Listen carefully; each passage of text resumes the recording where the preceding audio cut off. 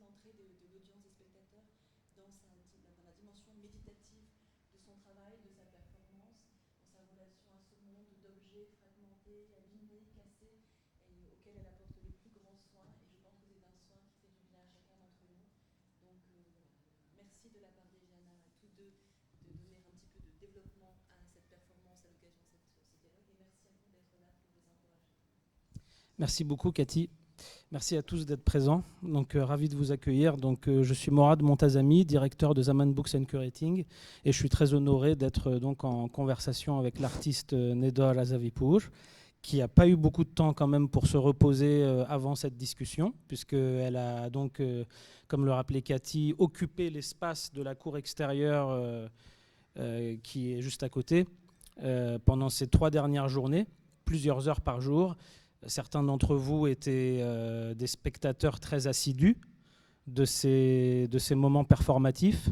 D'autres, évidemment, ne faisaient que passer par là, puisque cette cour reste un lieu de passage. Et donc, on a pu aussi voir avec beaucoup d'intérêt et d'émotion les différents types de spectateurs et les différents types de rencontres que ta performance a aussi le pouvoir de générer, puisque tu as ce talent, tu as cette capacité qui t'est propre à en même temps occuper l'espace, en même temps créer un instant qui est peut-être un instant éphémère et qui peut paraître une éternité, parce qu'évidemment il y a une question de rythme, etc. Et en même temps de nous accueillir quand même. C'est-à-dire qu'il y a beaucoup de gens parmi les spectateurs et les passants de la performance qui ont remarqué à quel point tu étais à la fois concentrée et à la fois ouverte vers tous les gens qui te regardaient, ou que ce soit à travers un regard, bien sûr, un geste. On t'a même vu parfois venir offrir un petit morceau de débris ou un petit morceau de verre à des personnes qui pouvaient t'entourer ou te regarder. Il y avait aussi des personnes qui venaient te parler, et nous, on avait peur que ça te déconcentre, mais tu avais cette capacité aussi à créer ces rencontres à l'intérieur même de cette espèce de longue méditation, qui est loin d'être d'ailleurs une méditation sans violence ou une méditation purement paisible. Mais avant de commencer cette discussion, et je laisse aussi Neda se reposer un petit peu, parce qu'encore une fois, elle a fini il n'y a même pas 20 minutes, une demi-heure sa performance. On voulait commencer cette discussion en portant une voix, aussi modeste soit-elle, donc dans le cadre de cette rencontre sur la situation en Iran actuellement. Puisque vous savez tous sans doute, et on a ici parmi nous bien sûr des Iraniens et des amis de Neda aussi de longue date, vous savez tous bien le soulèvement qui a lieu en ce moment en Iran depuis quasiment un mois, ça fait peut-être même plus d'un mois, je n'ai plus compté les jours. 6e semaine de mobilisation populaire et nationale à travers tout le pays. Donc évidemment on parle de plusieurs centaines de morts et d'emprisonnés, avec une répression hyper violente, évidemment, qui n'est pas une surprise en soi.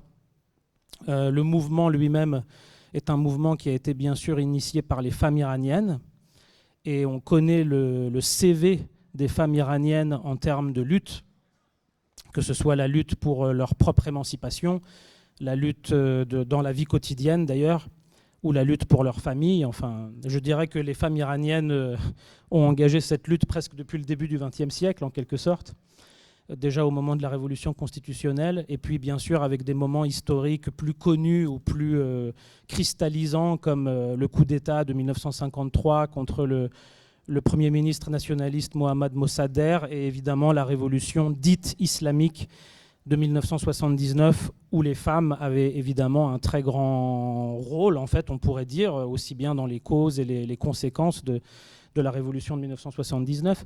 Et même si le soulèvement actuel est un soulèvement qui nous rappelle tous les autres, il est en même temps différent, et on comprend aussi peut-être le caractère classique d'une révolution qui est en même temps de nous effrayer par la violence de la répression et de nous ouvrir une fenêtre d'espoir, ce qui pourrait être le paradoxe classique de la révolution. Mais en même temps, je crois qu'on a tous conscience qu'on n'est pas face à une révolution classique, ou pas face à une révolution compréhensible du point de vue strict du XXe siècle.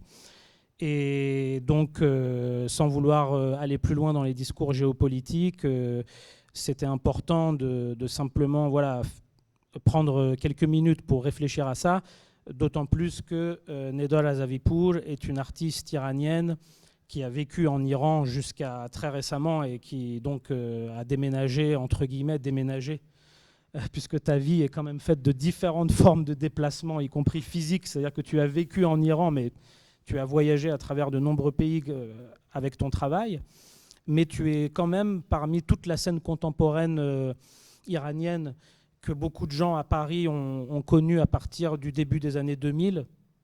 Il y a déjà presque une vingtaine d'années que les artistes iraniens font des performances ou exposent leurs œuvres dans des musées ou dans des institutions européennes ou autres. Mais tu as la particularité, la singularité de ne jamais avoir soumis ton travail à aucune forme vraiment institutionnelle. Bien sûr, des musées et des institutions collectionnent ton travail, même si ton travail est largement performatif, mais pas que. Mais même si tu es toujours accueilli par des institutions et des musées ou des plateformes comme on peut avoir ici à Asia Now, il n'en demeure pas moins que dans ton travail lui-même, tu as toujours cultivé cette espèce de subversion furtive ou cette espèce d'action sur le réel. Quand on parle de performance, on parle aussi d'une occupation du temps et de l'espace que tu n'as pas toujours réduit à ces occasions artistiques et que tu as aussi pratiqué dans la société, dans la vie quotidienne, dans la société iranienne ou dans la société suisse, par exemple, parce que maintenant tu vis plutôt en Suisse, même si tu as toujours des affaires en Iran et ça t'oblige à retourner en Iran, y compris pour ramener des caisses de débris, puisque évidemment tu n'allais pas choisir des débris trouvés à Paris. Il fallait que tu ramènes dans des caisses des débris qui viennent d'Iran et que tu as cassés en Iran et qui sont donc de la vaisselle qui vient elle-même d'Iran. Et donc je pense que par rapport à ce moment quand le geste artistique peut rencontrer une situation de soulèvement politique, sans que le geste artistique soit un exemple, sans que le geste artistique soit une illustration de ce moment. Et donc ça, c'est encore une fois toute la singularité, je dirais, de ton travail, de réussir à conserver des gestes artistiques finalement dans une sorte de bulle presque, ou en tout cas à un niveau, ou dans une brèche, on va dire, peut-être pour parler d'une brisure ou de quelque chose qui se fragmente. Tu arrives à maintenir ces gestes dans des espaces et dans des temporalités que le monde de l'art ou que les musées ou que les institutions ne peuvent pas totalement englober. Ou voilà. Elles peuvent faire des acquisitions de ton travail, elles peuvent t'inviter à faire des performances, mais ça va au-delà. Ça va au-delà. Alors, je peut-être aussi, pour continuer cette introduction un petit peu longue, rappeler que tu es du coup quand même là aussi dans le cadre du coup par rapport à ce que je viens de dire, d'une collaboration avec une galerie qui s'appelle la galerie Obambar, qui est une galerie dont on apprécie énormément le travail, très dédiée justement aux artistes iraniens et non iraniens aussi désormais qui ont des pratiques performatives ou des pratiques interdisciplinaires avec leur propre complexité, et qui est une galerie donc iranienne, mais qui s'est elle aussi relocalisée, qui a déménagé à Londres. Donc toutes les histoires qui nous lient sont aussi des histoires de déménagement et de déplacement d'un pays à l'autre. Et c'est pour ça qu'on est encore plus heureux et encore plus ému de t'avoir vu pendant ces 3 jours faire cette performance exceptionnelle et d'être avec nous en 2022 à Paris, et en même temps que ce qui se passe en Iran, sur lequel on pourra peut-être revenir plus tard dans la discussion, parce que maintenant, bien sûr, on va avoir une discussion artistique et pas une discussion géopolitique, même si les questions politiques peuvent tout à fait rentrer dans la discussion. Ce que je vous propose donc maintenant, c'est peut-être, si c'est possible, qu'on lance la vidéo Oscillation pour essayer de mieux comprendre le cheminement méthodologique, le cheminement aussi théorique, je pourrais même dire philosophique, qui a mené à la performance qu'on a vue cette semaine, qui s'appelle antifragilité. On y reviendra, cette notion d'antifragilité qui est très importante et très éloquente. Mais ce cheminement, il a commencé donc en 2014, avant 2014, parce que c'est des réflexions que tu menais déjà depuis les années 2010, mais on va dire qu'en 2014, toute cette réflexion que tu as commencé sur l'équilibre instable, sur la dialectique de l'ordre et du chaos, sur y compris les sources physiques, au sens de la science physique, et métaphysique, de ces implications de l'ordre et du chaos et de l'équilibre instable qui peut être trouvé dans ce chaos. C'est donc cette performance qui s'intitule Oscillation en 2014, lorsque tu as occupé la galerie Etemode. Je ne sais pas si on peut avoir un tout petit peu de volume de la vidéo pour avoir un petit peu de son. Merci. Et donc c'est dans cette galerie Etemode que tu as occupé pendant 8 jours, à raison de 5 heures par jour. Là, on voit notamment les écritures que tu avais laissées avant que les spectateurs entrent dans l'espace, qui sont des écritures justement inspirées par tes recherches sur cette notion physique, cette notion d'équilibre instable et d'oscillation. Donc. Et donc les gens te découvraient 5 heures par jour. Les gens pouvaient entrer et sortir comme les spectateurs de la performance ici à Asia Now, donc, et te voir en train de commencer cette espèce de quête infinie, quelque part, parce qu'en tout cas, elle nous a au moins amené jusqu'à maintenant et aujourd'hui, avec ces collections ou ces fragments de collections de vaisselle que tu as pu collecter dans différentes maisons, qui sont toutes des vaisselles qui ont appartenu à des gens qui ont déjà une histoire en elles-mêmes, et que tu as commencé à classer, à entretenir, mais dans un premier temps, avec cette fameuse armoire qu'on va voir apparaître dans les images, qui était peut-être d'abord donc ce geste de destruction, même si dans la destruction elle-même, finalement, il y a des gestes, maintenant je le réalise, que je t'ai vu faire cette semaine et que tu faisais déjà en 2014, ces gestes d'entretien ou des gestes qui sont quasiment des gestes parfois domestiques et qui tout d'un coup peuvent se transformer en gestes anarchistes ou anarchiques.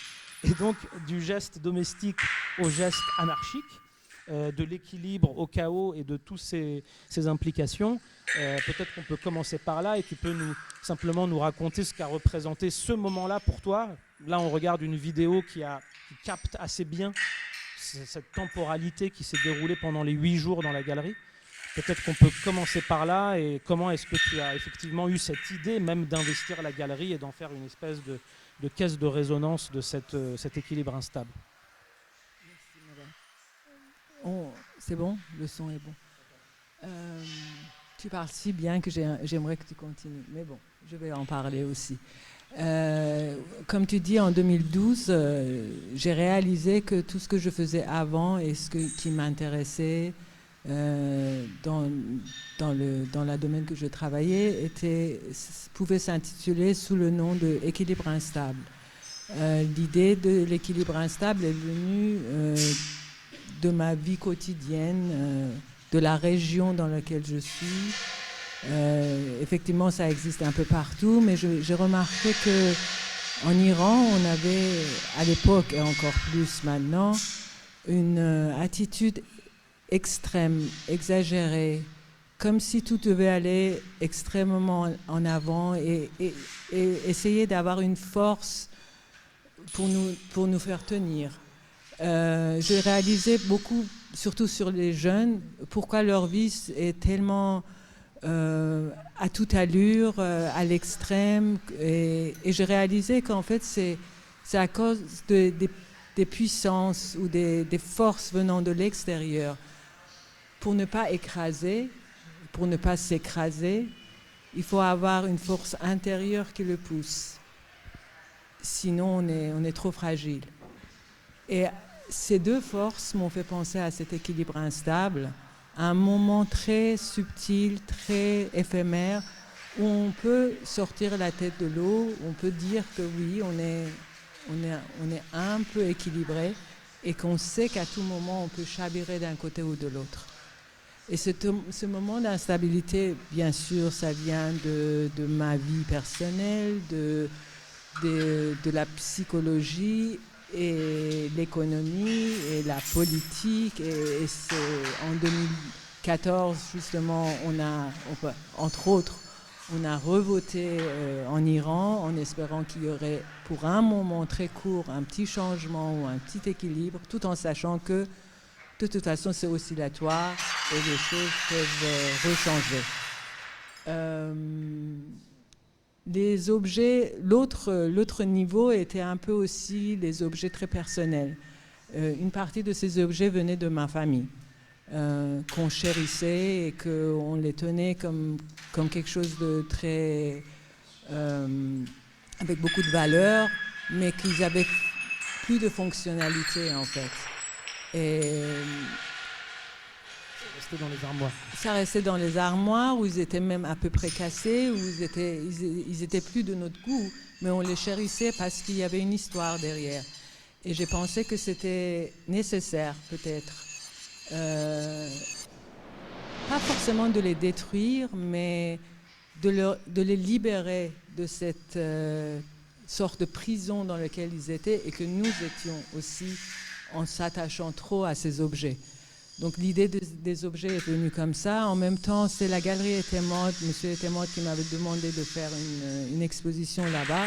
Et comme c'était une galerie commerciale et que mon travail n'était pas très commercial, j'ai proposé une performance dans laquelle, à la fin, on pouvait vendre des objets brisés, cassés, les résidus. Et donc les résidus de cette démarche pendant 8 jours, je les mettais, tout ce qui était cassé. Alors comme tu as dit, pendant 2h30, très exactement, je rangeais, je nettoyais un par un ces objets, je les mettais dans cette armoire qui était comme un canvas, la composition. Une armoire qui reste assez indestructible pendant un certain moment. Au bout d'un moment, elle se détruit, mais elle résiste bien. Oui, c'était mon partenaire de travail. On dansait le tango ensemble pendant 8 jours. Je l'aime beaucoup. Les parties de cette armoire, je les ai encore. Je ne peux pas les... J'ai remarqué que tu avais du mal à jeter. Je les réutilise dans d'autres travaux, en fait. Ils reviennent. Je les recycle dans les autres performances ou installations. Alors donc, à un moment donné très précis, l'armoire tombait, ou je le faisais tomber.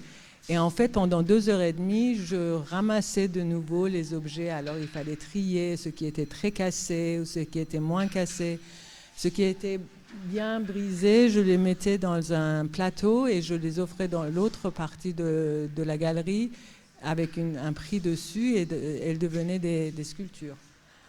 Et le reste revenait dans le système pour le lendemain. Et donc, alors, comme je suis aussi à l'origine scénographe, assez manuel, et j'arrivais à remettre l'armoire en place tous les soirs pour le lendemain. Donc, c'était un cycle infini, ça continuait toujours. Je rajoute que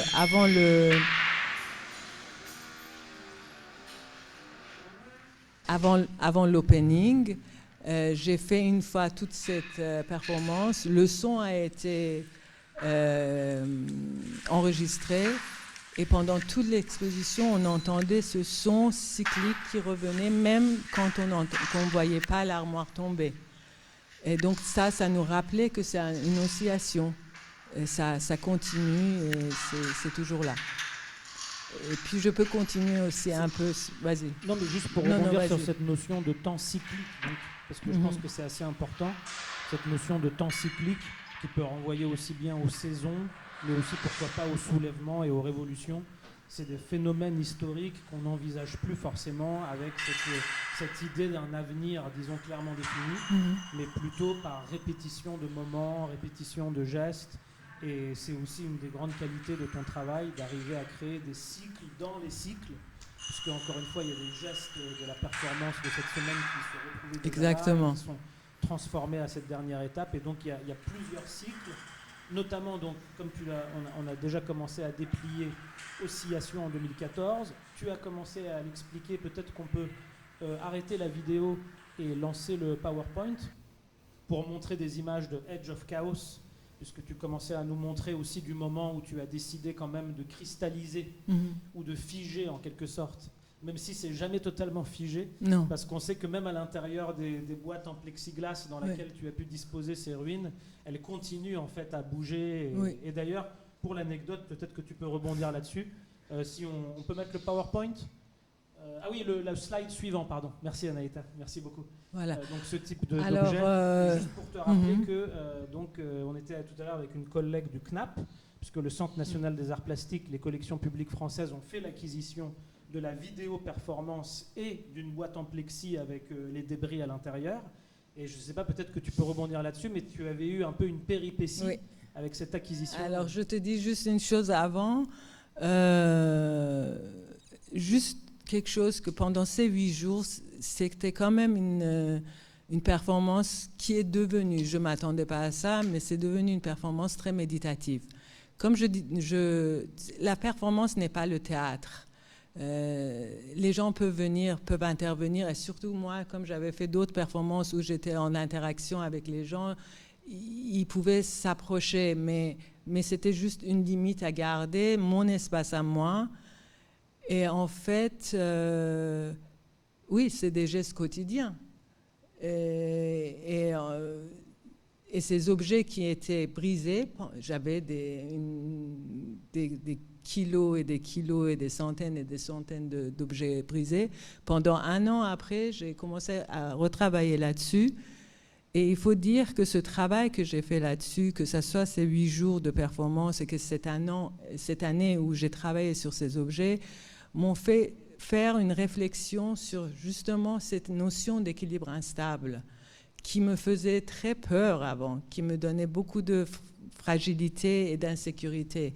Et le fait d'être là-dedans et de voir ce côté cyclique et d'essayer de faire une composition à travers ces objets qui gardent en même temps ce côté accidentel, ce côté chaotique, mais tout en ayant une partie composition de la main, de la sensibilité et tout ça, m'a amené à ce qu'on appelle, et que c'est un ami physiciste qui m'a donné le titre, Age of Chaos, là où le chaos et l'ordre peuvent vivre ensemble, et là où on ne sait pas de quel côté ça va, et c'est là où la vie, la création peut arriver en fait. Et je me suis rendu compte qu'il ne fallait pas avoir peur de ce moment très fragile d'équilibre qui peut à tout moment chavirer. Au contraire, ça peut être une beauté, une force. Edge of Chaos. Age of Chaos. Donc c'est comme le seuil quoi, du chaos. Oui, et c'est un terme mathématique à l'origine. Edge. E-D-G-E. Edge. Le seuil. Oui, le seuil de chaos. Mais c'est intéressant que tu aies pris aussi ces notions dans les sciences physiques et oui, mathématiques. Oui, parce que ça vient des sciences dures. Ils sont tous en rapport les uns avec les autres. Ça vient pas de. Oui, c'est dans ce que tu disais aussi, ce moment d'équilibre et tout ça. Et ce côté cyclique, c'est dans notre corps, notre biologie aussi. On est tous liés. Enfin, le physique n'est pas en dehors de nous non plus. Donc ce terme disait bien ce que je ressentais. Et en fait, oui, ça continue toujours. Alors, cette sculpture était... une des sculptures était envoyée à CNAP. On peut mettre le slide prochain, merci. Celle-là. Enfin, peut-être pas celle-là, mais non, du même genre. Oui. Je pense même que c'était celle-là. Ah, c'est peut-être celle-là. Oui, elle était... C'est celle-là, Sarah ? C'est celle-là. La personne qui a fait cette acquisition pour le CNAP, Sarah Charby, est parmi nous. Et donc, elle était malheureusement envoyée d'une manière où elle est arrivée en salade. C'est complètement... Alors que j'avais collé certaines parties, et c'est arrivé complètement détruit, et j'ai dû partir rapidement. C'est-à-dire que c'était déjà détruit, mais c'était pas détruit comme tu voulais que ce soit détruit. Non, bah oui. Tu avais composé. Justement, c'était plus Age of Chaos, c'était que du chaos. Donc, non, ça marchait pas. Alors j'ai dû repartir à Paris, et pendant 5 jours, j'ai dû tout ouvrir, tout laver, tout nettoyer, et ça me reprenait, quoi. C'était la sculpture qui m'avait dit, OK, tu dois refaire tout ça. Et j'avais disposé tous les petits débris avec avec les couleurs et tout ça. Et voilà, l'idée de ce que j'ai fait ici, en fait, l'idée est venue de cette table que j'ai dû disposer à Knapp. Et j'ai dû tout recoller parfaitement, ça marche. Elle part en voyage, maintenant elle est à Bordeaux, cette sculpture, elle a été à Bordeaux, je crois. C'est APC. Oui, dans une exposition avec la vidéo. Alors, voilà. Non, très bien. Donc, si on avance justement dans ce parcours, donc pour arriver à... On peut passer au slide suivant peut-être. Et donc voilà, commencer à parler de ce qui s'est passé en fait pendant ces 3 jours ici à Paris, à Asianao. Encore une fois, avec beaucoup de gens qui sont parmi nous, qui sont aussi bien tes amis de longue date que des gens du milieu de l'art que tu peux connaître, qui ont passé pour certains les 3 jours avec toi et pour d'autres qui sont passés à différents moments. C'est le concept aussi d'antifragilité.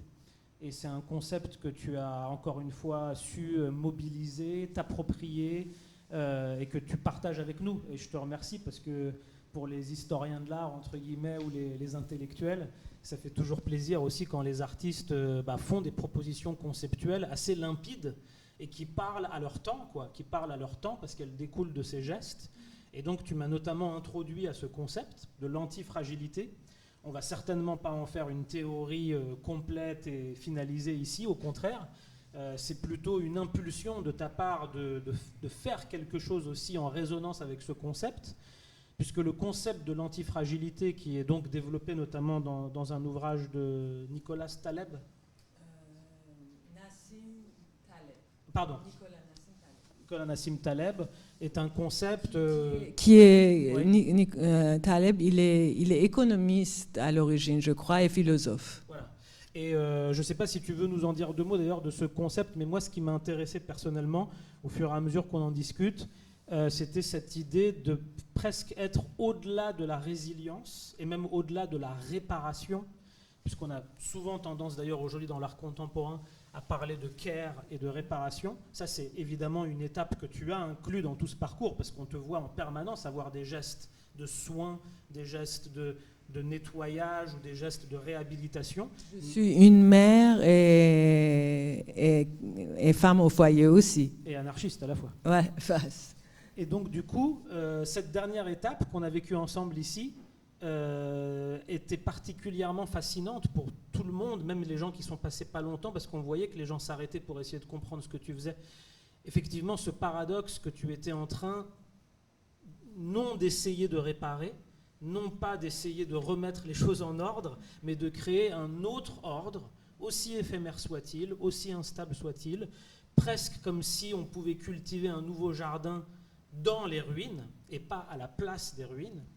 Et donc cette notion-là, elle est très saisissante, parce que là, tu nous l'as fait sentir physiquement à travers la temporalité dans laquelle tu nous as mises, c'est-à-dire une temporalité déjà plus lente que celle d'une foire. Bien sûr, dans une foire, les gens circulent, les gens se parlent, il y a du bruit, ça n'est qu'une espèce de brouhaha finalement.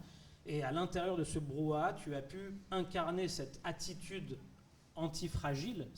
Vraiment, le concept, à mon avis, pourrait nous emmener très loin. Mais est-ce que tu veux déjà nous dire effectivement donc, ce concept, ce qu'il représente pour toi, et d'aller au-delà de la réparation, entre guillemets? Oui, l'idée m'est venue quand la galerie Urban Ball m'a demandé de participer à une exposition de groupe à Londres. Et comme on se connaissait d'avant... C'était il y a 1 mois, hein, c'est ça? L'exposition qui a eu lieu à Londres. Au début d'été, je crois. Ah pardon, c'était donc au oui, début ça passe vite. Oui, ça passe vite. Oui, ça passe vite. Et donc, ils m'ont parlé de cette performance et installation d'oscillation, et j'ai dit que je crois que je suis plus dans cette réflexion et dans cet état de ce que c'était à l'époque, et que je pense qu'il y a une partie justement de réparation, de prendre soin. On est plus dans cette époque-là, on a plus peut-être besoin de ça. Et en même temps, ça ne me plaisait pas trop l'idée de remettre de l'ordre, de revenir en arrière et de dire comme si on avait fait une erreur et qu'on voulait le réparer. Non, le chaos existe. On sait qu'il existe, on sait que c'est inévitable et c'est une source en même temps de beaucoup de choses, de la vie, de la créativité et tout ça. Alors il ne faut pas le nier.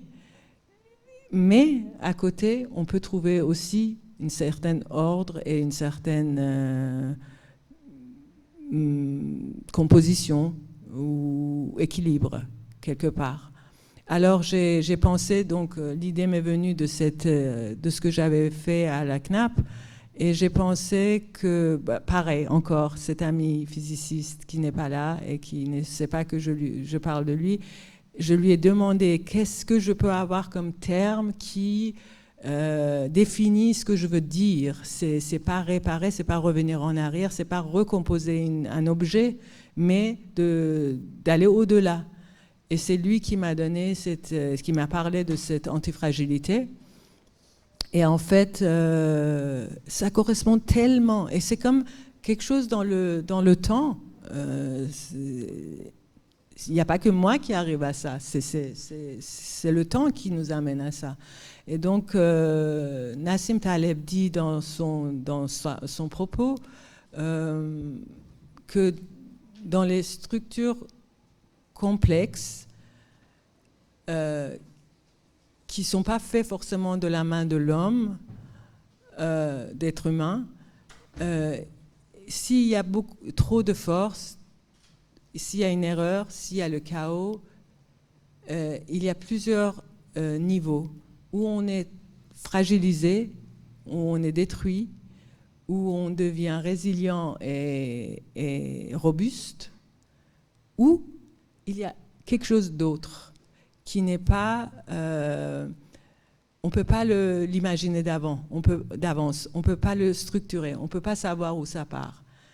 C'est comme les théories de Butterfly et tout ça, on ne sait pas vers où ça va aller. Et c'est ça qui, en le sachant, ça peut devenir notre force. Et voilà, donc antifragilité est venu de là.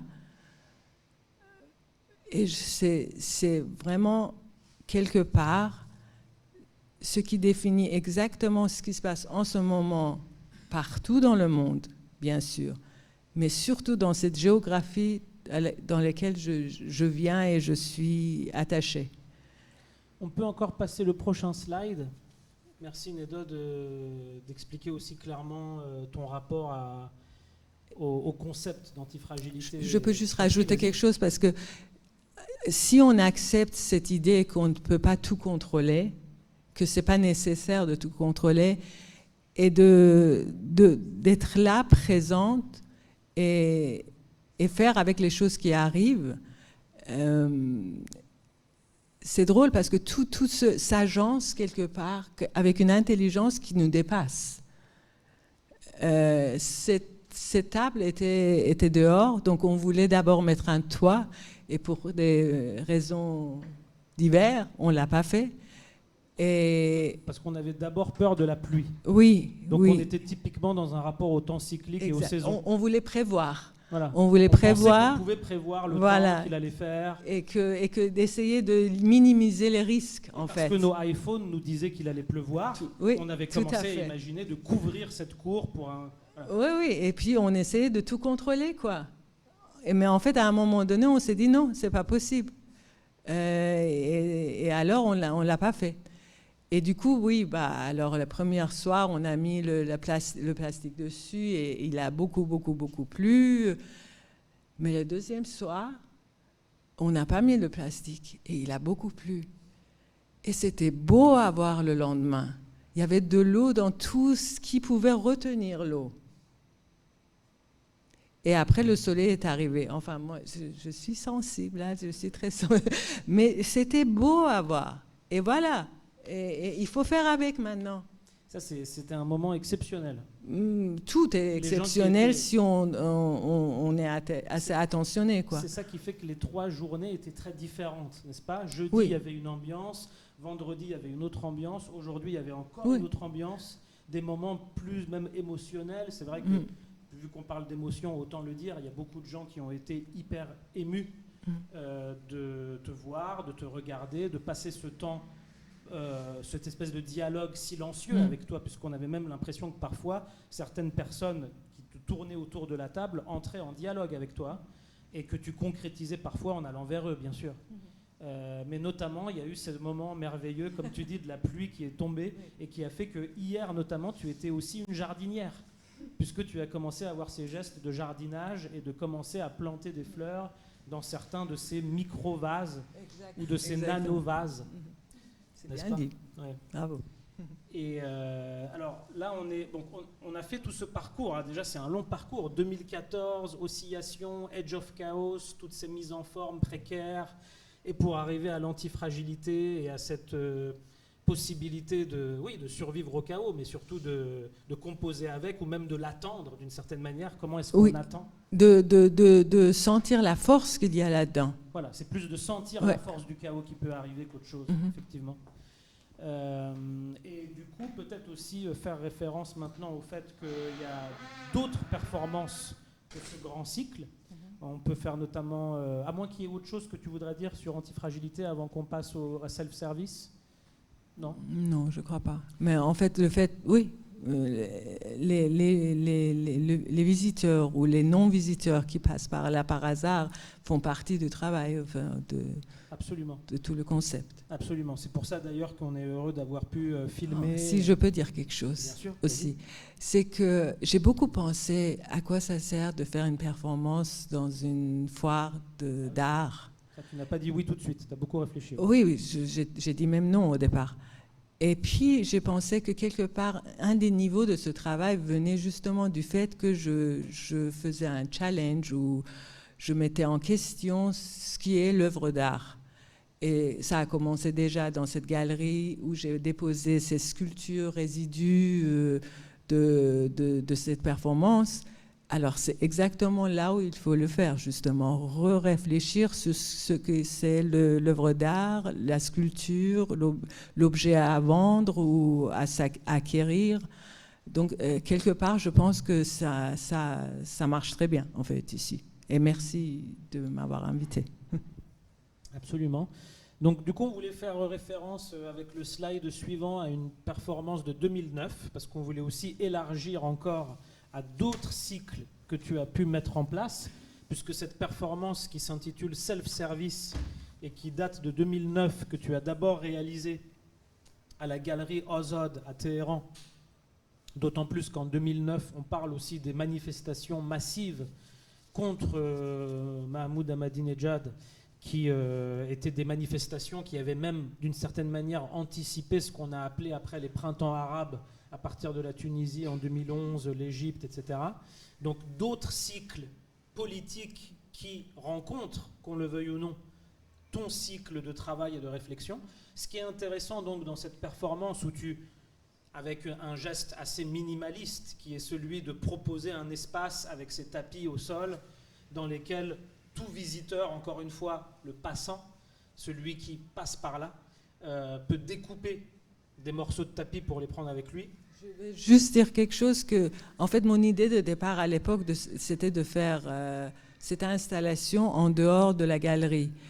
Parce que cette galerie a une espèce de grande place devant et mon souhait était de le faire vraiment dehors avec vraiment des passants qui n'ont rien à voir avec l'art et la galerie. Mais à cette époque, c'était impossible de réunir plus de 3 personnes dehors et c'était interdit. Donc du coup, je l'ai ramené à la galerie, à l'intérieur de la galerie. Et comme tu dis, en fait, bon, ça, quelque part, c'était en rapport avec ce qui se passait dehors, la violence qu'il y avait le commencement était très très peace and love. On a commencé les choses sans violence, mais la violence est arrivée. Et en fait, on avait comme l'impression dans les discours des gens que la violence venait des autres. Mais c'est pas vrai. C'est comme le chaos. On a tous en nous aussi quelque part une violence intime, interne. Et je voulais parler de cette violence intime quotidienne. Et c'est pour ça que j'ai pensé, ça c'est encore très long, mais je ne veux pas vous raconter d'où ça vient, l'idée de tapis persan. Je vais juste dire un très court. Quand j'étais aux Arts Déco à Paris, la première année, on avait un prof de dessin et Il ne nous connaissait pas, c'était vraiment la première séance de dessin. Il nous a amenés le premier jour au zoo pour dessiner les animaux, juste avec du noir, sans couleur. Et il fallait faire très rapidement. C'est là où on ne pouvait pas composer ni réfléchir, parce que les animaux, ils bougeaient, il fallait qu'on le fasse très rapide. Et en fait, après, quand il regardait les dessins, il commençait à faire des commentaires. Et arrivant à mon dessin que j'avais fait des oiseaux, il m'a dit, alors que ça faisait des années que j'étais déjà en France, que j'avais pas beaucoup je pensais ne pas avoir beaucoup de relations avec l'Iran et tout ça. Il m'a dit, vous êtes iranienne? Non, il a dit, est-ce que vous avez fait de la calligraphie? J'ai dit, calligraphie, pour nous, c'est un grand art. Non, j'ai pas fait de la calligraphie. Il a dit, mais ça se voit dans votre dessin. Vous venez d'où? J'ai dit, je viens de l'Iran. Il a dit, bah, les tapis sur lesquels vous avez grandi, ça se voit déjà dans votre dessin, toutes ces courbures et tout ça. Et là, je me suis dit, il y a quelque chose en moi que j'ignore et que ce monsieur a remarqué. C'était l'idée, l'importance de ce qui est en nous sans le savoir. Donc, à cette époque-là, des années après, l'idée de tapis persan est venue parce que c'est quelque chose ancré en nous et très chéri par les Iraniens, mais après j'ai compris que partout, pas seulement en Iran. Et le fait de découper là-dedans, que ça aussi c'était un autre événement dans ma vie qui est arrivé, mais c'est là, je ne vais pas vous le dire, j'ai juste proposé aux gens, vous venez, ça s'appelait self-service déjà. Et vous venez, si vous avez envie, sans vous forcer, vous pouvez couper un petit bout ou un grand bout de ce tapis. Il faut que vous le choisissez. Il y avait 3 règles à respecter. Vous ne pouvez pas prendre un tapis complet et le mettre sous vos bras et partir. Il fallait couper un morceau et le mettre dans les... Je ne sais pas si ça se voit ici dans une des photos, dans des sacs en papier que j'avais fait exactement pour ça, avec un texte de plateau dessus sur l'envie instinctive des êtres humains à voir la violence et à voir des cadavres. Et donc, troisième règle, c'était donc il fallait prendre ce petit bout et le mettre dans ce paquet. Et la troisième règle, c'était de ne pas prendre un paquet sans avoir coupé. Donc, il fallait passer par ça. C'était tout simple. Et au bout de 4 heures,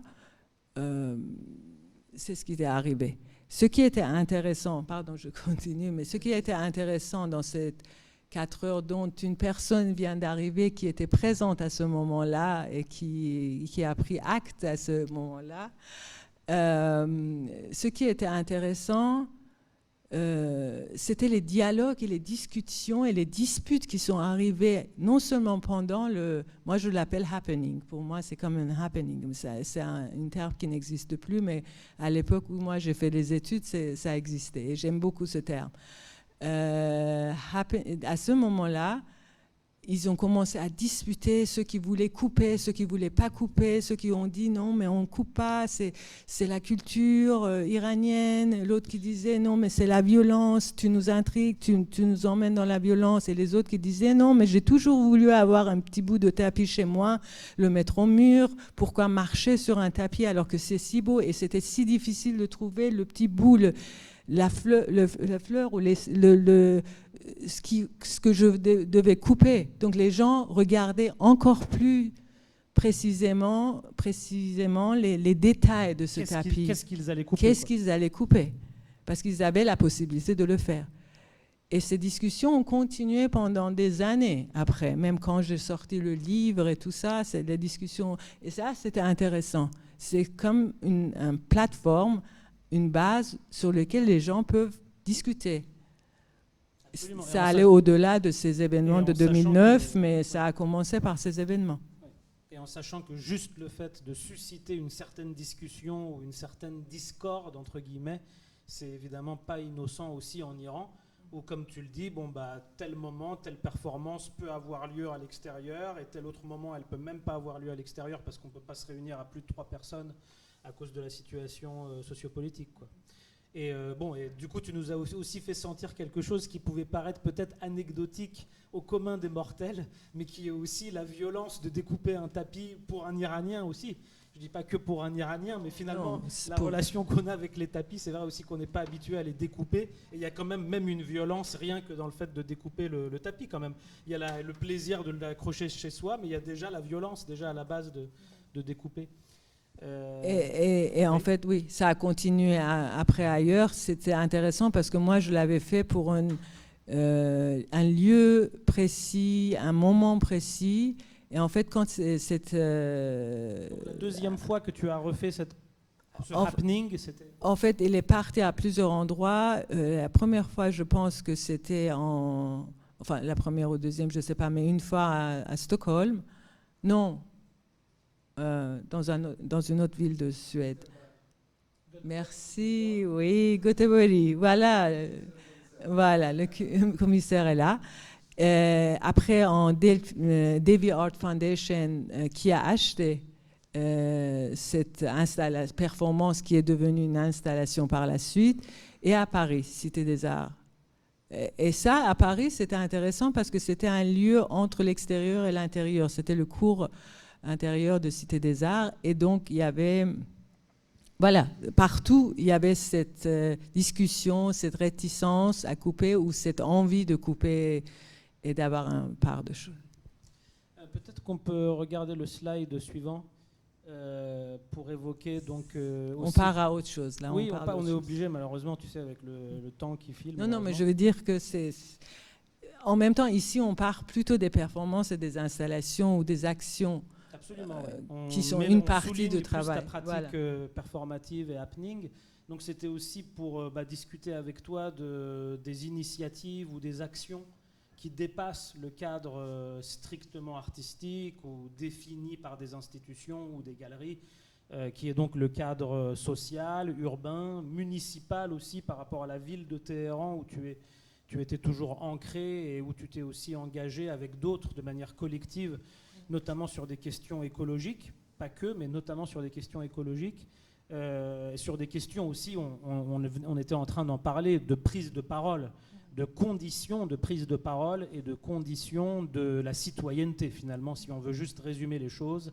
Il y a quand même une mobilisation collective, comme par exemple dans ce genre d'initiative avec l'association NAFAS, qui là était une espèce de grand cahier de doléances sous forme de toiles et de panneaux sur lesquels les gens pouvaient s'exprimer. Est-ce que tu veux nous raconter un petit peu donc l'histoire de cette association, ton implication, tes engagements à travers ce type d'initiative et nous raconter un petit peu ce qu'on voit là notamment? C'est venu très simplement parce qu'on n'arrivait plus à respirer. Il fallait faire quelque chose. Le peu qu'on pouvait faire. On savait déjà d'avance qu'on ne pouvait pas changer tout, mais que déjà commencer localement, très petit, par des petits gestes, à sensibiliser les gens, à peut-être les faire réfléchir et à leur donner cette possibilité de s'exprimer. Et c'était la première fois, enfin ça c'était pas la première chose qu'on a fait, mais on a fait plusieurs choses dans la ville, mais c'était comme si c'est la première fois qu'on demandait aux personnes ordinaires dans la rue qu'est-ce que vous voulez et qu'est-ce que vous pensez qu'on peut faire pour améliorer l'air de Téhéran. Et je t'assure qu'il y a eu des propositions incroyables, parfois très techniques, parfois très logiques et parfois très émotionnelles.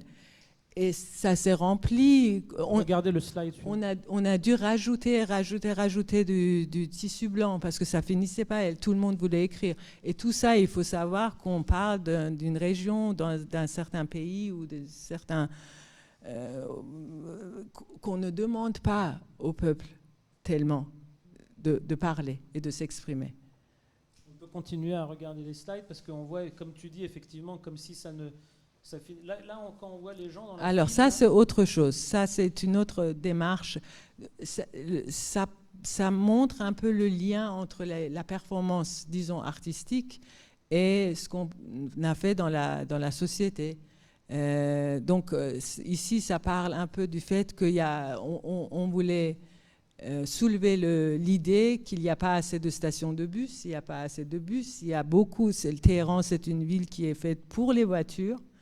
Et il y a de plus en plus d'autoroutes. Et en fait, c'est pas tellement piéton. C'est pas vraiment fait pour les citoyens pour se déplacer, que pour les gens qui sont en 4 roues. Et en fait, là, c'était assez symbolique. On se mettait dans des endroits où il y avait, au milieu de l'autoroute, ou carrément sous un pont qui venait d'être construit justement pour avoir plus d'espace pour les voitures, au lieu de faire un tramway ou quelque chose comme ça pour aller plus vite et plus facilement. Ils ont refait des autoroutes, Sadr. Et voilà, on se mettait juste à un moment très rapide. Il fallait prendre la photo et juste les gens qui nous voyaient, on ne pouvait pas rester trop longtemps. Là, typiquement, on voit des liens et des espèces de liaisons avec le happening, et y compris le happening d'un point de vue historique jusqu'aux années 60-70, mais en même temps, ce déplacement qui fait que la temporalité, elle n'est pas purement liée à un moment artistique, mais que, comme tu dis, là, on peut rester un certain nombre de minutes où on fait quelque chose qu'on n'a pas le droit de faire, et on se met aussi dans une attitude non violente, certes, mais une attitude de réclamation. Voilà. Donc on réclame un espace, ou on réclame une prise de parole. Dans le silence total, juste avec le fait qu'on est là, on est silencieusement là à attendre un bus là où il n'y a pas de station de bus. C'est assez absurde, mais ça marche. Et ça me fait penser, enfin déjà à l'époque, c'est les performances en Pologne, pour d'autres raisons, mais c'était pareil, une personne qui se mettait à faire la queue et les gens qui se mettaient derrière, juste pour souligner le fait que la pénurie ou plein d'autres choses. Voilà. D'une certaine manière, ce que tu dis là, ça fait aussi écho à quelque chose que les gens ont pu ressentir pendant que tu intervenais ces 3 jours, qu'on pourrait qualifier peut-être comme les conditions minimum du drame. Ce n'est pas le drame au sens dramatique, mais les conditions minimum du drame. C'est-à-dire, quelqu'un est là, quelque chose s'est cassé. Et à partir de là, il y a déjà 1000 histoires, 1000 attitudes, 1000 réponses. Là, effectivement, un groupe de gens est debout et attend. Donc il y a toujours ce côté aussi dans tes performances, qu'elles soient artistiques ou plus sociétales, où on crée ces espèces de conditions minimum du drame au sens actif du théâtre aussi. C'est-à-dire, je viens du théâtre aussi, il faut dire. Tu viens du théâtre, bien sûr. C'est les gestes minimaux ou les gestes minimums pour une efficacité, elle, peut-être maximale. Maximale, je ne sais pas, mais on a fait ce qu'on pouvait, quoi. Il y a une autre photo, je crois, alors, encore. Si on peut, alors ça, c'était... on aurait pu avoir le film, mais c'était long. Ça, c'était autre chose. C'était pour demander à ce que les minibus de Téhéran soient changés ou améliorés. Et puis parce que ça faisait des années qu'il était polluant, il ne fonctionnait pas bien. Et puis voilà. C'est des petites choses, mais qui sont liées à l'ensemble. Ça parle de la pollution de l'air, mais en même temps de l'économie, du pouvoir qui ne gère pas bien, qui ne se... Voilà, qui... Les responsabilités de voilà. Et donc là, on a demandé aux gens, pareil, de faire une signature, de faire un... pétition. Mais pareil, ils sont venus, on l'a fait à 2 endroits de Téhéran, la place Tajish qui est un peu plus au nord et la place Azadi qui est un peu plus au sud. Et c'est comme s'ils attendaient ça. On allait, on leur demandait, on leur expliquait ce qu'ils pouvaient faire et pourquoi on était là, à quoi ça servait de faire cette pétition. Je sais, ça a servi à quelque chose. J'espère. En tout cas, ce qu'on peut dire, c'est qu'il y a eu un début, un commencement, un passé. on peut se référer à quelque chose. On peut dire qu'à un moment donné, il y a une certaine personnes qui se sont réunies, pas seulement des artistes, heureusement, mais toutes sortes de personnes qui étaient réunies pour faire un acte social. Et voilà, donc après ça a duré 2 heures ou quelque chose comme ça avant qu'on nous déplace. Ils commençaient à dire oh, il y a quelque chose qui ne va pas, il y a trop de monde qui vient, ils sont trop joyeux, ils sont trop actifs, il y a quelque chose, il faut qu'on intervienne. Mais dans le sud, trop de sourires, trop d'énergie positive. Et un peu plus bas, à la place Ozodi, ça n'a pas duré plus que 20 minutes. Il y a eu beaucoup de gens qui sont venus, parce que c'était à la terminale des minibus, justement. Et là-bas, c'était devenu trop tendu, trop vite. On n'a pas résisté plus d'une demi-heure. Et ça, c'était intéressant aussi à voir cette tension déjà qui existait. Et on arrive à ce qu'on a dit au départ sur les moments présents. Ce qui arrive en ce moment, c'est certainement pas quelque chose qui est arrivé du jour au lendemain. C'est quelque chose qui a été posé petit à petit, brindille par brindille, pendant toutes ces années. Alors les artistes comme d'autres ont toujours essayé de pousser un peu plus loin de la manière où ils pouvaient. Et chaque acte, c'était comme des brindilles qui étaient posées pour qu'à un moment, le feu prenne. Maintenant, je ne sais pas, le feu, qu'est-ce qu'il va détruire ou pas. Mais en tout cas, le feu est là. Oui, on va essayer de l'entretenir, bien sûr, chacun à notre niveau, si on peut et on doit. Donc, vu qu'on veut garder quand même un petit moment de discussion avec le public, peut-être qu'on peut faire une petite conclusion en montrant peut-être au moins une vidéo que tu as réalisée en Suisse, en l'occurrence, comme conclusion, comme ouverture, même si c'est vrai qu'on a bien mis l'accent sur le côté happening ou performatif. Peut-être qu'on peut jouer la première vidéo. Alors, donne-moi le tien. Juste pour expliquer une chose, c'est que en fait, je suis partie en Suisse au milieu de Covid et en fait, tout était fermé. La ville de Lucerne, qui est une des villes les plus touristiques de la Suisse, il n'y avait personne. Personne ne m'attendait, il n'y avait aucune galerie, aucune institution ouverte. Et j'ai commencé à me dire, OK, qu'est-ce que je peux faire là? Peut-être de commencer juste par faire des petits gestes qu'on pourrait peut-être oublier à cause de Covid et de ces relations qu'on ne sait pas comment tenir les uns avec les autres. La distance et tout ça. Alors, j'ai commencé à faire les choses que je ne pouvais plus faire en Iran, c'est-à-dire les performances dehors dans le public. Et je n'avais pas besoin de grand-chose, je n'avais plus besoin d'autorisation. Et il suffisait de moi, d'une chaise, d'une brosse. Et j'ai commencé à proposer aux gens, avec une fille qui m'aidait aussi, s'ils voulaient encore, c'était pas forcé, s'ils voulaient qu'on leur peigne les cheveux. Un geste très intime fait en lieu public. Et je ne parle pas l'allemand, je ne pouvais pas trop communiquer avec ces gens-là, mais j'avais pas besoin de dialogue. Ça a marché pendant des heures, enfin non pas pendant des heures, j'exagère, mais pendant 2 heures au moins.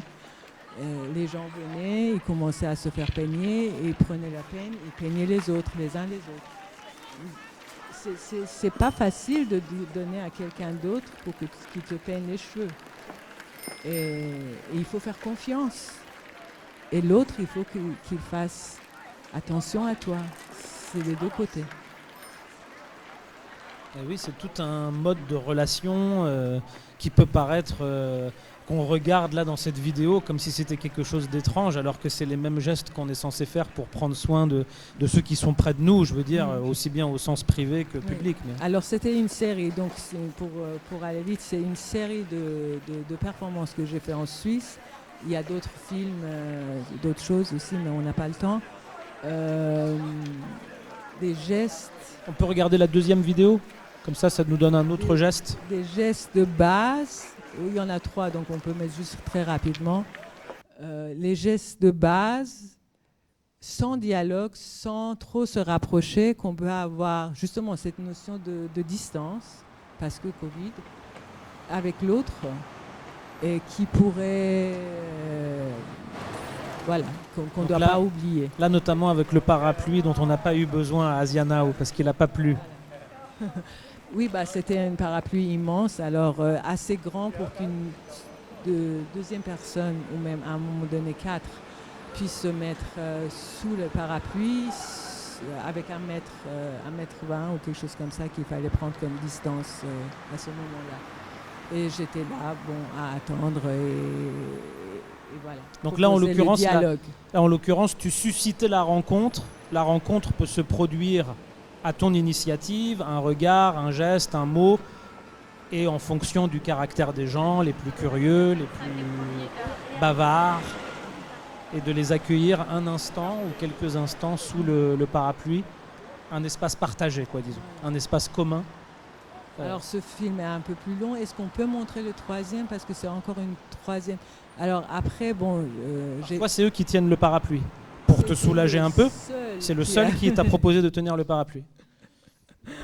Il n'était pas suisse.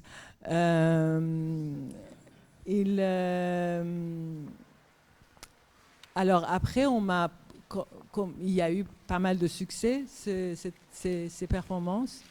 Et il y a eu une plateforme online qui a fait la publicité, qui en a parlé et tout ça. Donc après, on m'a invité dans un centre culturel à Zurich pour justement faire une autre performance dans le même sens. Et c'était la 3e de la série. Donc première, c'était Gesture Number 1. Le second, ça s'appelait Gesture Number 2, Taking the Right Distance. Le 3e, c'était Gesture Number 3, Undo. Et voilà. Undo comme défaire. Comme défaire. Quelque chose de tout simple. Proposer une espèce de gros tas de nœuds, et que j'ai demandé aux gens de m'aider à défaire le nœud. C'est comme si nous, dans notre enfance, dans la famille, on avait pas mal de gestes comme ça qui réunissaient la famille, à nettoyer le riz, les herbes, et puis papoter, des petites choses comme ça. Alors ça, c'était le prétexte pour que les gens qui ne se connaissaient pas commencent à dénouer des nœuds et à commencer à parler.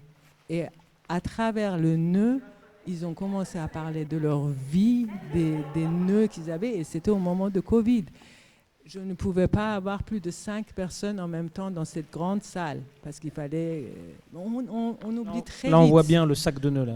On oublie très, très vite. Le temps nous efface tout ça, mais il y avait des gens qui étaient venus après 3 mois qu'ils n'étaient pas sortis de chez eux. Et c'était la première fois qu'ils voyaient plus de personnes, et c'était vraiment le prétexte pour trouver le nœud et le défaire et parler. Écoute, malheureusement, on a la salle que jusqu'à 14h30, et je crois qu'on veut avoir quelques questions du public pour que les gens puissent échanger avec toi un petit peu. Même si vous pourrez bien sûr poser vos questions à Neda aussi après, mais bon, là on retrouve les nœuds et les fils dans ta robe, puisque ta robe, il faut quand même qu'on dise que cette robe a été confectionnée par toi et par une couturière en Iran, puisque tu étais à Téhéran il n'y a même pas 2 semaines pour aller chercher encore quelques débris, j'imagine, et ta robe. Et donc on a retrouvé cet esprit finalement du nœud et C'est mon univers maintenant. Beaucoup de choses ta robe. reviennent. Tu veux donner Donc, si vous avez des questions, des remarques pour Neda, qui va quand même quitter Paris dans 2 jours, donc vous la reverrez pas tout de suite. Donc voilà, mais je sais que vous pourrez aussi discuter avec elle après. C'est juste qu'on doit quitter la salle dans un petit quart d'heure. Donc si vous avez des questions maintenant, on peut les prendre. C'était si clair. Il n'y a pas de questions. Alors Maïssa, on t'écoute. Merci beaucoup pour cette superbe conversation et présentation, ça vraiment très émouvante. Moi, je veux plutôt relayer des questions qui nous sont posées souvent à la galerie. ici à Asia Now, par rapport à la performance antifragilité et par rapport au choix des objets. Alors, les gens sont curieux de savoir comment, Neda, tu choisis tes objets durant les performances qui sont en dehors de l'Iran, par exemple. Le classement que tu fais, est-ce qu'il y a beaucoup d'hasard qui est dedans ou c'est vraiment un rapport culturel ou de mémoire Merci pour la question. Ça dépend. Tout est très choisi et très pensé. Même si c'était une brosse que j'ai achetée à Micro dans la ville, j'ai pensé que je dois acheter une brosse anodine et n'importe. Parce que pour cette performance, j'avais juste besoin d'une chaise et d'une brosse. Il ne fallait pas en faire beaucoup. Par contre, par exemple, j'ai fait toute une série de performances en Pologne. Après l'oscillation, qu'on m'a invité pour faire une série de performances à Varsovie. Et là, j'ai pensé, qu'est-ce que je peux emmener là-bas? Je ne vais pas ramener mes objets fétiches, mes objets intimes ou les choses que j'ai achetées parce que c'était autre chose. Et là, je suis allée chercher, et c'était intéressant parce qu'on a des objets en Iran qu'on appelle polonais ou venant de Varsovie. On a des chaises en bois qu'on dit Lahestani, sandali Lahestani. Pourquoi? Alors il faut aller chercher, peut-être Seconde Guerre mondiale, quand les Polonais sont arrivés. Ah, les Polonais sont arrivés en Iran pendant la Seconde Guerre mondiale. Comment ça? Oui. Et tout ça, la chaise m'a ramené à faire toute une recherche sur cette époque d'immigrés polonais en Iran. Et puis d'autres choses, on avait des cristals qui venaient de là-bas, on a une certaine de alliage qu'on appelle Varsho, qui veut dire Varsovie en persan. Et donc du coup, j'ai acheté les cristals, les miroirs, les cristaux, les miroirs, ces objets en métal Nurblind, ils disent là-bas, et nous on dit Varsho, et ces chaises, j'ai fait un gros paquet, et je les ai ramenés en Pologne. Et j'ai disposé ça dans l'exposition. Et pendant 6 performances, j'ai travaillé avec ces objets de manière différente. Ce qui était intéressant pour les Polonais, les chaises ne voulaient rien dire. C'est comme si je les avais ramenés pour moi chez eux, mais ce n'était pas chez eux. Et en fait, eux, ils sont devenus curieux pourquoi à travers ces objets, pourquoi je voulais parler de ces objets. À travers eux, c'est leur histoire. Je leur ai parlé de leur histoire. Donc ça, c'était réfléchi différemment. Alors, je peux en parler pour d'autres choses, mais ce n'est pas la peine. Mais, sauf que maintenant, de plus en plus, mon univers s'est construit de ces objets qui reviennent parfois dans différentes performances ou installations. Et je dis juste une chose, pardon, mais ça va être fini bientôt. Plus je bouge, plus je me déplace, ça fait la 3e fois que je me déplace complètement d'un endroit à l'autre, je pense de plus en plus qu'est-ce qu'on peut avoir avec soi qui fait qu'on a l'impression que dans le nouveau lieu, on est chez soi, on soit chez soi. Et en fait, ça a de moins en moins un rapport avec des objets maintenant, parce que ça alourdit. Et je pense que de plus en plus, j'ai besoin juste de peu d'objets et de minimiser tout ça. C'est les objets qui m'ont appris ça. C'est les objets qui t'ont appris à savoir t'en délester. Si vous avez une autre question, et sinon, bon, la conversation a été enregistrée, donc vous pourrez retrouver cette discussion en ligne. Et en plus, Neda ne va pas s'enfuir tout de suite, donc même si la discussion se termine, vous pouvez encore lui poser des questions après. Puisque la discussion n'est jamais finie, même si tu es un peu fatigué. Oui, je crois que tu as peut-être quand même besoin de manger, ouais. C'est vrai, elle va peut-être aller manger quelque chose. Mais bon, en tout cas, vous savez que vous pouvez l'attraper par la robe, donc c'est bon. Merci à vous. On va applaudir Neda alors. Grand merci à toi.